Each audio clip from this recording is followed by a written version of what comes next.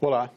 Um levantamento de auditoria do Tribunal de Contas da União demonstra que o Brasil é um dos países no qual se gasta mais tempo para pagar impostos. É isso mesmo. Além da elevada carga tributária, o excesso de normas e procedimentos levam empresas brasileiras a gastar o equivalente a cerca de 80 dias por ano para realizar o pagamento de impostos. Nessa entrevista, o secretário substituto da Secretaria de Controle Externo da Gestão Tributária da Previdência e Assistência Social do Tribunal de Contas da União, Eduardo Fávero, explica as causas desse problema e as consequências para a economia brasileira. Eduardo, muito obrigado pela sua presença.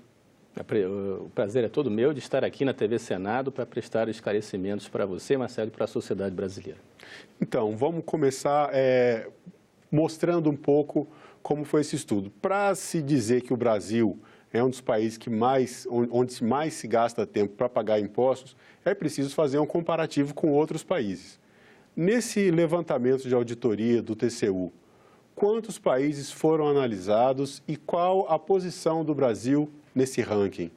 Na verdade, Marcelo, a gente partiu do estudo realizado pelo Banco Mundial, chamado Doing Business, que nesse estudo são 190 países que o Banco Mundial aplica uma metodologia em todos eles para verificar qual seria a dificuldade para que uma empresa pudesse se desenvolver nesses países. Então, mede a saúde do ambiente de negócios, a competitividade, a produtividade reinante em cada um deles. E são 10 quesitos que são avaliados nesse trabalho. E um deles é justamente o tempo para se pagar impostos. Então, o Brasil, nesse trabalho, ficou na posição de número 184 dentre os 190 países. Nós temos, nesse levantamento, então, que nós entramos em contato com a Receita Federal para pedir maiores informações, para buscar justamente a pergunta-chave, né? Por quê? O Brasil, no Brasil se leva tanto tempo para se pagar impostos. A própria Receita, ela questiona um pouco a metodologia desse estudo. Chegou, inclusive, a contratar a FENACON, que é a Federação de Contadores, para fazer um estudo paralelo. Nesse estudo, reduziu de 1.900 horas para cerca de 500 horas, um pouco menos que isso. Mas mesmo assim, mesmo se nós fôssemos considerar 500 horas para pagar impostos, nós só ficaríamos à frente da Bolívia no que tange a América do Sul e os países da OCDE. Então, estamos ainda muito longe de uma situação ideal que dê garantia, que dê confiabilidade e tranquilidade para que uma empresa no Brasil possa pagar os seus tributos. E quais são os pontos principais? Assim, o que está acontecendo que é necessário gastar tanto tempo para se pagar impostos? Fala-se em excessos normativos, mas para o cidadão comum, para aquela pessoa que está querendo empreender, você falar em excessos normativos talvez seja um termo técnico difícil de entender. Poderia explicar para a gente um pouco melhor as causas e o que seriam esses excessos normativos? A principal causa reside aí na complexidade do nosso sistema tributário. Vamos dividir em algumas partes para a gente mostrar para o cidadão qual é o problema efetivo. Primeiro é o grande número de normas. A gente sabe que no Brasil, hoje, tem 26 mil normas tributárias vigentes. Isso porque a nossa Constituição, ela deu um poder chamado competência tributária, para que cada ente, ou seja, o município lá no norte do Brasil, ou o estado lá no sul, assim como a União, instituam aqueles tributos que a Constituição então definiu. Então, o município, por exemplo, o ISS, o Imposto sobre Serviços, é de competência do município. Então, em tese, você pode ter 5.670, que é o número de municípios, legislações diferentes sobre o ISS. Isso fora as regulamentações adicionais, como portarias, instruções normativas, que vão dar maiores detalhes ainda de como o contribuinte que está empreendendo na pequena empresa, ou mesmo as médias e grandes empresas, devem proceder para pagar aquele tributo. No caso, você ainda tem o ICMS, que é o imposto estadual, 26 estados mais o DF, cada um com a sua normatização, com as suas leis e seus decretos, fora todos os impostos federais que a própria Receita Federal do Brasil, que é quem tem a competência aí para regulamentar cada um deles, expede um grande número aí, anualmente, de atos normativos para atualizar toda a legislação referente a cada um desses tributos. Então, além do grande número de normas vigentes, você ainda tem esse problema da excessiva atualização dessas normas. Então, acontece qualquer necessidade de mudar. Por exemplo, a Receita Federal, em 2017, foram 3.000 alterações. Então, em um ano apenas, 3.000 alterações. Então, sobre PIS, sobre COFINS, sobre PASEP, principalmente, mas também sobre todos os outros impostos. Que são tributos federais, né? Que são tributos federais. Então, não dá só para a gente...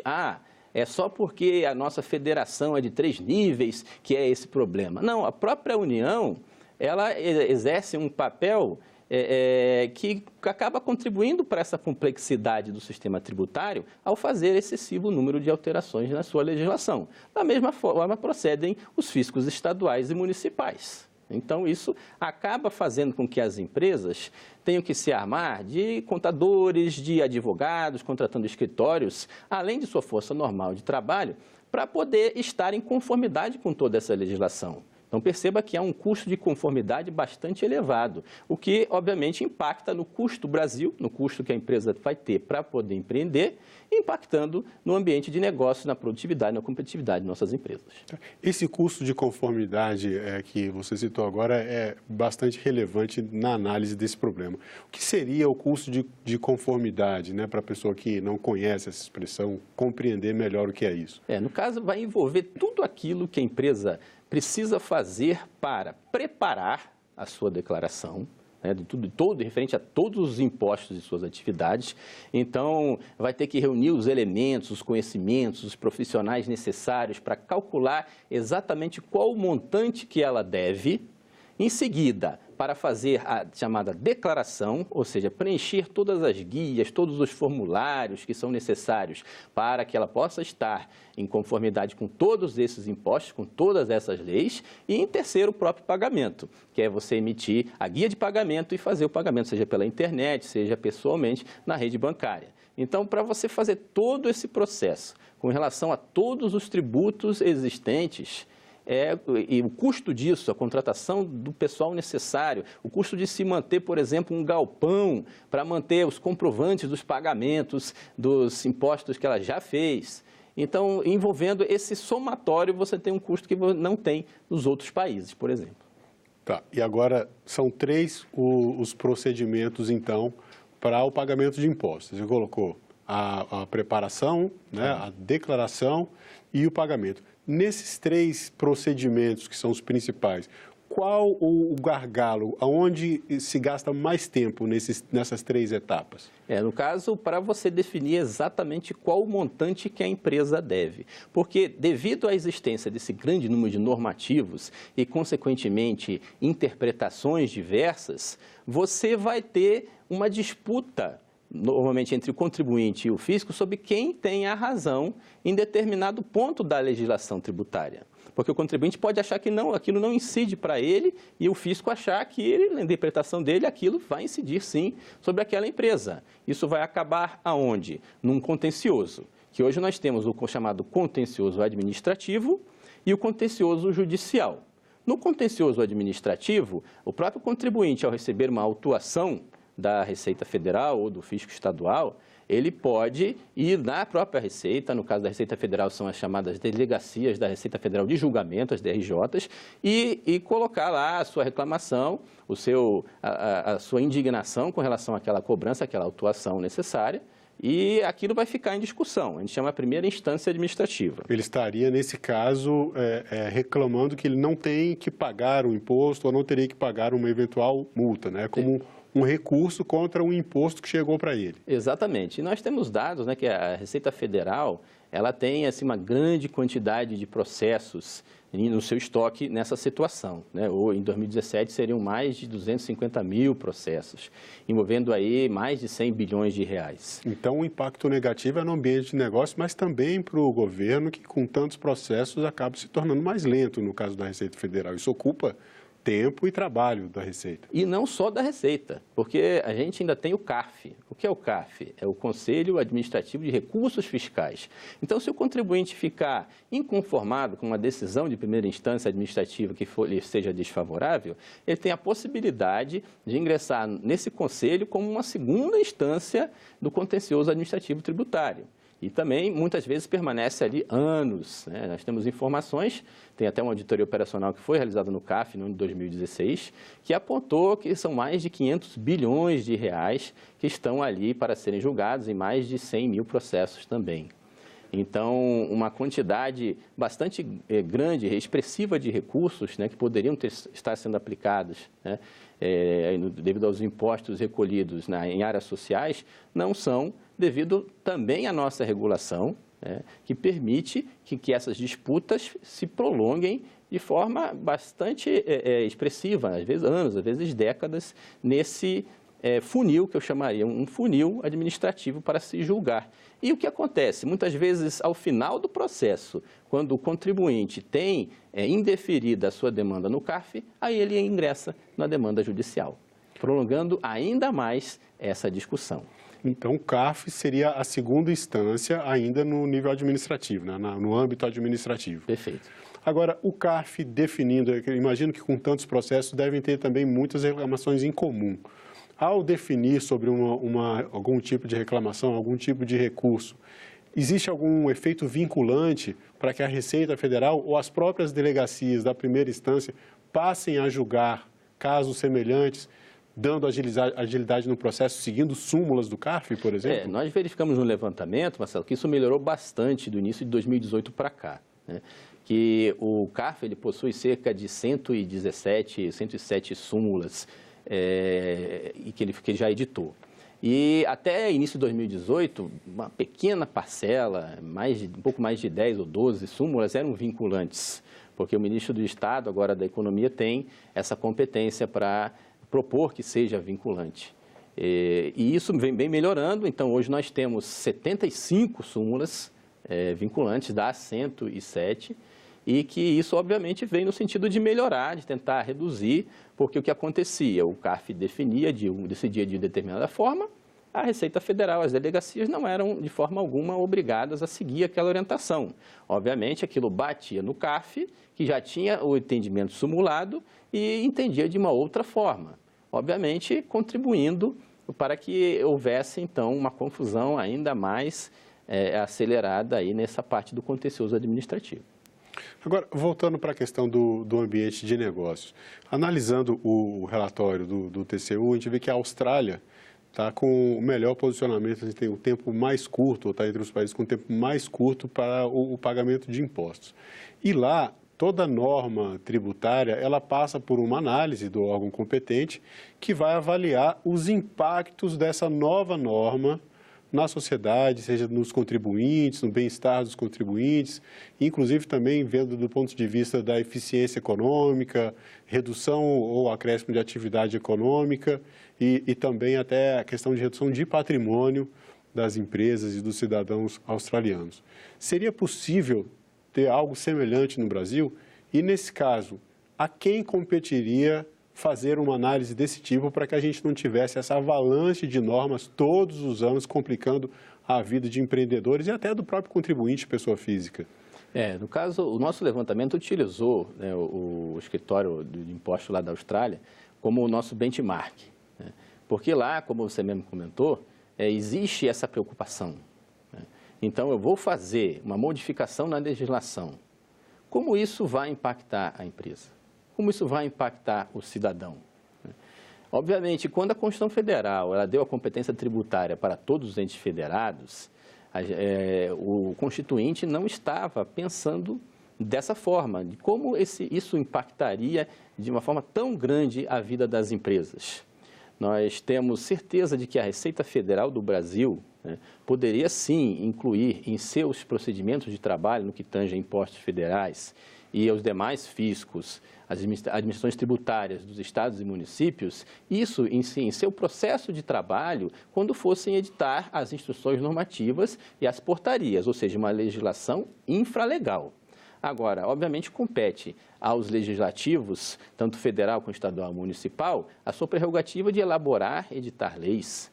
Então, precisa muito da compreensão do legislador, da Casa Legislativa como um todo, né, que tenha essa sensibilidade, né, no caso, os seus consultores, os seus analistas, né, fazerem essa análise e poderem propiciar a seus deputados, aos seus senadores, a uma análise adequada de se aquela proposta vai efetivamente contribuir para a melhoria dos ambientes de negócio ou não. Que também fica complicado a gente cobrar tudo da administração tributária, né, sendo que ela tem uma parte importante, sim, da responsabilidade. Como eu comentei, a Receita Federal, em um ano, são 3.000 atos normativos infralegais, né, sobre alguns tributos. Então, ela não faz ainda essa análise, custo-benefício, análise de impacto daquela norma. Aquilo normalmente vem um comando, vem uma necessidade que só se vê um lado e se edita aquela norma. Depois, uma norma de gabinete, né? Vai se verificar o impacto daquilo. E provavelmente vai se editar uma outra norma para se consertar o impacto indesejável que teve aquela norma anterior. Infelizmente, nós ainda trabalhamos dessa forma. Agora, com tantas unidades, tantos entes com competência para alterar as normas tributárias, fica difícil você imaginar um ambiente de negócios em que esse tempo gasto no pagamento de impostos seja reduzido. Para fazer essa redução, como você bem colocou, a gente tem a questão, né, isso poderia ser visto pelo Legislativo, uma vez que a Receita Federal vai ter a sua capacidade de reduzir normas, né, devido às suas competências, mas os municípios, que são 5.570, continuariam com essas normas e daí fica difícil chegar a um número mais razoável.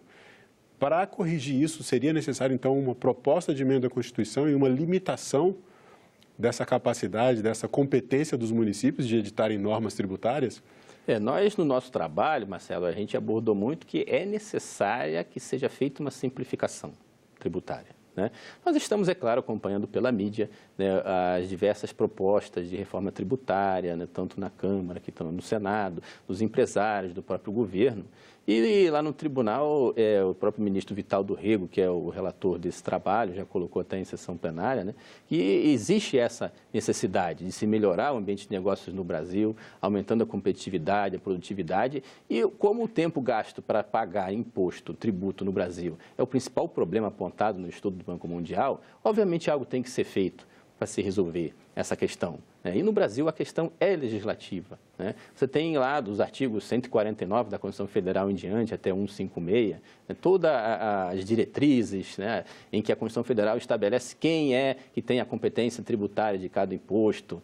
Então, obviamente, para se mexer nisso, a gente não vê uma outra saída, senão realmente por meio de uma reforma tributária, né, que venha contribuir para a simplificação dos tributos, né, porque a empresa possa ter, além, é claro, de todo o avanço tecnológico, de sistemas que está ocorrendo, né, já estamos acompanhando essa evolução também por parte, principalmente do SPED, né, que é o Sistema Público de Escrituração Digital, né, um projeto lá desde 2007 que a Receita está tocando, em parceria aí com outros órgãos, Caixa Econômica, a parte da Secretaria do Trabalho, agora a Secretaria da Previdência, para tentar unificar, para tentar racionalizar a questão das obrigações acessórias, né, porque nós temos dois tipos de obrigação tributária. A obrigação principal, que é você pagar o tributo, né, dar o dinheiro do imposto mesmo. E as acessórias, que é o que a empresa normalmente reclama, que é a grande quantidade de procedimentos, declarações, além de emitir guias. Então, essa questão do próprio do SPED, o SPED é um sistema modular. Então, um dos módulos que está dando muito problema, que a gente apontou até no nosso trabalho, é a questão do E-Social. E as empresas estavam realmente reclamando que nesse período de implantação do E-Social, elas ficavam com o dobro do trabalho, porque eles tinham que fazer as obrigações acessórias que já faziam antes da chegada do novo sistema e ainda as novas obrigações, porque era uma fase de transição, não tinha ainda a confiança para abandonar totalmente os procedimentos antigos. Então, na verdade, estava piorando, tudo bem que podia ser de forma transitória, né, a situação das empresas, reclamando que, inclusive, dados que já tinham estavam sendo pedidos novamente, agravando mais ainda a questão do tempo necessário para se pagar os tributos, né? Estamos acompanhando na mídia, né? Existe uma sinalização do gestor, do secretário Rogério Marinho, de que vão mexer no E-Social para se torná-lo mais simples, mais fácil para as empresas. Estaremos acompanhando aí esse procedimento. Na questão do ISS, que também é um dos grandes complicadores aí devido ao grande número de entes que podem modificar, existe também um projeto de lei que visa a simplificação ou unificação do ISS. Como é que está o andamento disso? É o PLS 445? Nós temos acompanhado pela mídia, né, Marcelo? Uhum. Todas essas tratativas das reformas, das propostas de emenda constitucional, né? Tem lá do deputado Luiz Carlos Rauli, né, e do deputado agora Baleia Rossi, que todos vão mais ou menos na ideia do economista Bernard Api, que é fazer uma simplificação de tributos, ou seja, você tem lá 3 tributos federais, né, o PIS, COFINS e o IPI, e juntar com o ICMS e juntar com o ISS e fazer um imposto único, né? Um imposto chamado Imposto de Bens e Serviços. O primeiro passo, então, seria diminuir a quantidade de impostos, né? São 57 tributos hoje? São 57 tributos hoje. Quer dizer, se você for somar tributos, além das normas, sem considerar as taxas, né? Contando as taxas, vai para quase 90. Já é muita coisa. Então, só de reduzir unificando esses impostos, já abre o caminho para essa redução, para melhorar essa condição. Então, no caso, você tira do município essa questão do INSS, então você já reduz de 5.600 para bem menos entes. Bom, tem proposta que quer centralizar na União, tem proposta dos estados que já querem colocar essa gestão nos estados, isso a gente vai estar acompanhando como é que vai evoluir, né? Mas o fato é que a simplificação, como o próprio relatório colocou, é mandatória, é urgente, né? Algo precisa ser feito para diminuir aí o custo que essas empresas têm para se pagar esses impostos. E essa reforma tributária, ela precisaria ser feita por proposta de emenda à Constituição, quer dizer, começando pela lei maior e a partir daí atingir as leis infraconstitucionais e resolver toda a legislação tributária, ou ela pode ser feita por projetos de lei e depois fazer os ajustes até, quem sabe, mais para frente chegar numa proposta de emenda à Constituição? É que a Constituição Federal, lá nos seus artigos 153, 155 e 156, dão justamente a competência tributária para a União, para os estados e para os municípios instituírem, no caso, esses impostos que foram mencionados, né? Então, você precisaria efetivamente mexer nessa questão para que eles deixassem de ter essa competência, para ter, sim, a competência, no caso da União, de instituir esse novo imposto e todas as regras necessárias para se repassar os recursos para cada um dos entes federados, estabelecidos inicialmente na Constituição Federal. Obviamente que existe todo um movimento de se tentar colocar o que é essencial na Constituição, para que futuros ajustes sejam feitos de forma infraconstitucional. Mas isso, obviamente, vai caber ao legislador tomar a decisão.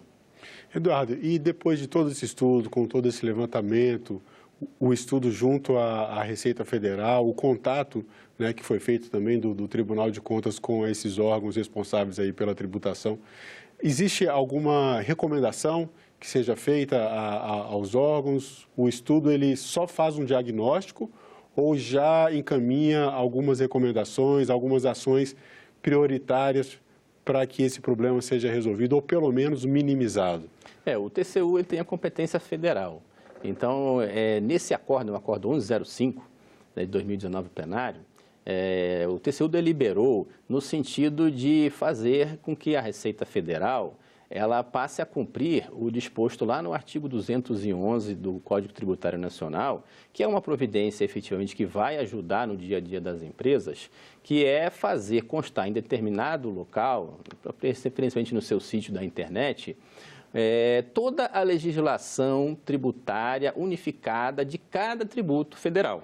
Então, por exemplo, se você, empresário, quer saber tudo sobre o imposto de renda da pessoa jurídica, então você iria somente num link e você teria efetivamente ali à sua disposição toda aquela legislação compilada em um único arquivo, um único sistema que permitisse você ter a segurança de que tudo está ali. Infelizmente, a Receita Federal hoje não chega nesse nível, ela disponibiliza, sim, um sistema chamado SIS-Normas, em que o empresário pode fazer consultas, mas ele não tem como saber se ele conseguiu consultar tudo, se ele consultou, se ele está efetivamente inteirado de tudo que ele precisa. Não dá ainda essa segurança ao empresário, que é o que preconiza o 211 do Código Tributário. Então, no acórdão, o tribunal determinou à Receita que fizesse um plano de ação, para que tudo aquilo que fosse necessário, com prazos responsáveis, para que essa providência fosse tomada. Então, eles devem estar encaminhando para a gente esse plano de ação, o qual nós iremos acompanhar efetivamente, passo a passo, a implementação dessa providência importante. Eles podem, não sei ainda, nós não tivemos ainda a resposta, a gente acredita até que eles possam pedir um prazo adicional devido a essa questão da reforma tributária estar começando a ser discutida no parlamento, mas o fato é que eles precisam melhorar o que eles têm hoje, para dar maior segurança ao empresário que ele está efetivamente consultando e atendendo, tentando obedecer às leis que efetivamente eles têm que obedecer. Ok. Eduardo, muito obrigado pela entrevista, o nosso tempo chegou ao fim, mas eu acho que já tivemos bons esclarecimentos aí a respeito desse assunto. Eu que agradeço pela oportunidade, estamos sempre à disposição lá no Tribunal de Contas da União para prestar esclarecimentos devidos à sociedade. Obrigado. E obrigado também a você que nos assistiu. Se quiser rever essa entrevista, acesse a página da TV Senado na internet, senado.leg.br/TV, ou o canal da TV Senado no YouTube. E para fazer algum comentário, crítica ou sugestão, ligue grátis para 0800 61 2211. Obrigado pela sua atenção e até o próximo Cidadania.